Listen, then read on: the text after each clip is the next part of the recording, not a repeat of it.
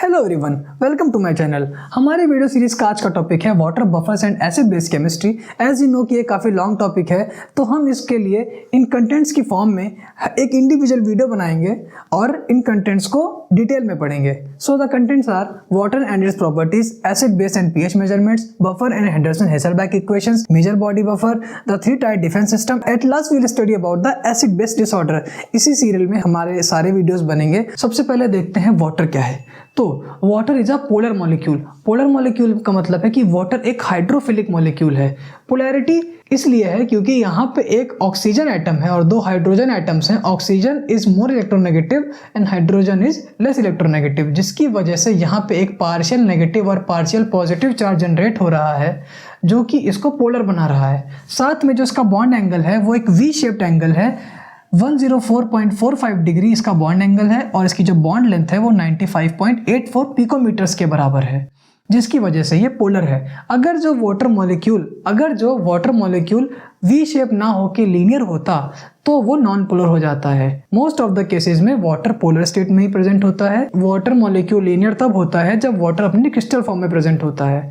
उसके बाद water is a universal solvent. Universal solvent का मतलब ये है कि जो वाटर होता है वो खुद में सबसे ज़्यादा तरह के सब्सटेंसेस को डिसॉल्व कर सकता है, इसीलिए वाटर एक यूनिवर्सल सॉल्वेंट है। लीनियर स्ट्रक्चर वाटर का जो होता है वो नॉन पोलर होता है। क्रिस्टल फॉर्म ऑफ वाटर इसका एग्जांपल है। इसके बाद makes more than 70% of the body weight. अगर हम ह्यूमन बॉडी की बात करें तो ह्यूमन बॉडी का मोर देन 70% जो 70% जो वेट होता है वो वाटर ऑक्यूपाई करता है। Perform both intra and extra cellular functions, यानी कि इंट्रा का मतलब है कि हमारी सेल के अंदर के फंक्शंस और हमारी सेल के बाहर के फंक्शंस। एक्स्ट्रा सेलुलर का मतलब है कि हमारा ब्लड हो गया, हमारे सीरम हो गए, ये सारे एक्स्ट्रा सेलुलर में आते हैं, तो इनके जो फंक्शंस हैं वो भी वाटर की वजह से परफॉर्म होते हैं और साथ में जो इंट्रा सेलुलर फंक्शंस होते हैं वो भी वाटर की वजह से परफॉर्म होते हैं। उसके बाद में medium for various biochemical reactions. हमारी बॉडी के बहुत सारी केमिकल रिएक्शंस का जो मीडियम है जिसके अंदर वो रिएक्शन हो रही है वो मीडियम क्या होता है? वाटर होता है। तो हम ये कह सकते हैं कि वाटर एक नॉन टॉक्सिक, नॉन फ्लेमेबल और एक मोर हीट कैपेसिटी रखने वाला मॉलिक्यूल है। अब हम बात करते हैं वाटर की प्रॉपर्टीज के बारे में। पहली प्रॉपर्टी है water has high melting and boiling point.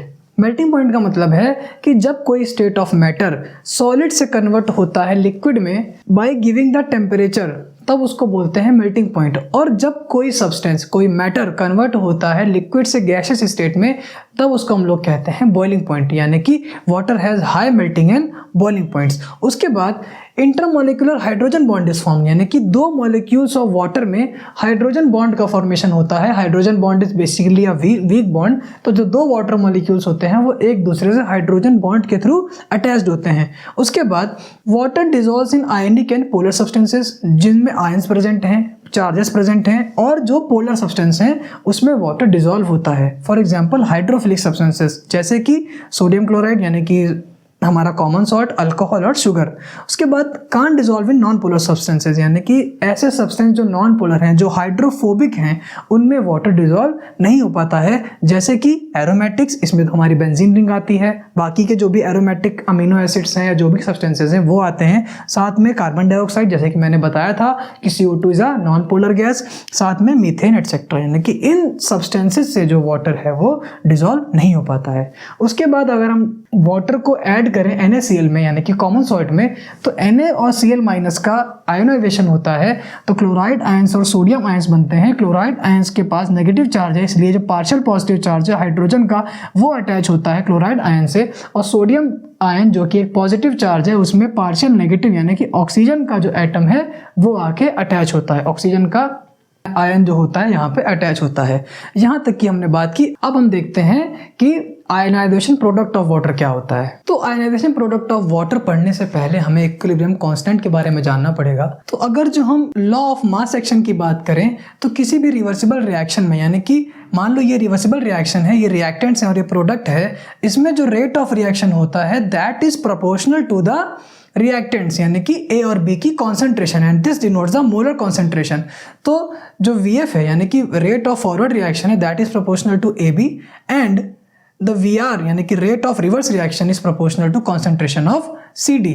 और अगर जो हम प्रोपोर्शनैलिटी साइन को हटाएंगे तो हमको वहाँ पे एक कांस्टेंट को ऐड करना पड़ेगा। That constant is called as constant for forward reaction and constant for reverse reaction.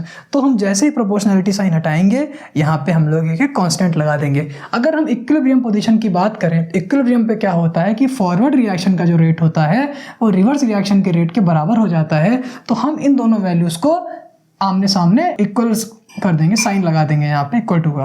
उसके बाद हम के आर को बाई क्रॉस मल्टीप्लाई के आर को नीचे ले आएंगे और ए बी को इधर शिफ्ट कर देंगे। तो के एफ अपॉन के आर यानी कि constant for reverse reaction forward reaction upon constant of reverse reaction is equal to molar concentration of C and D upon molar concentration of A and B. तो जो हमारा के यानी कि के एफ अपॉन के आर जो है वो के इक्विलिब्रियम यानी कि इक्विलिब्रियम कांस्टेंट या डिसोसिएशन कांस्टेंट के बराबर है।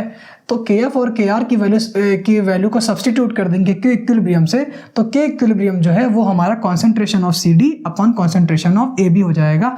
इस कॉन्सेप्ट को पढ़ने के बाद अब हम पढ़ेंगे आयनाइजेशन प्रोडक्ट ऑफ वाटर को। तो अब अगर जो हम अपने आयनाइजेशन प्रोडक्ट ऑफ वाटर की बात करें जो कि डिनोट करते हैं के डब्ल्यू से, तो अगर हम इस रिवर्सिबल रिएक्शन में देखें तो H2O जो है वो आयनाइज होता है H+ और OH- आयंस में। तो अगर रिवर्स स्लाइड के मतलब पिछली स्लाइड के हिसाब से देखें तो जो के इक्विलिब्रियम फॉर वाटर एट 25 यानी कि रूम टेम्परेचर पे जो है वो है molar concentration of products upon molar concentration of reactant. हम वाटर की यानी कि H2O की जो मोलर कॉन्सेंट्रेशन है वो हम कैलकुलेट कर लेंगे 1000 gram of water upon molecular weight of water जो कि 55.5 आएगी। और हमको के equilibrium of water at 25 degree Celsius यानी कि रूम टेम्परेचर पे हमें गिवन है जो कि है 1.8 इंटू 10⁻⁻16 मिलीमोल्स पर लीटर।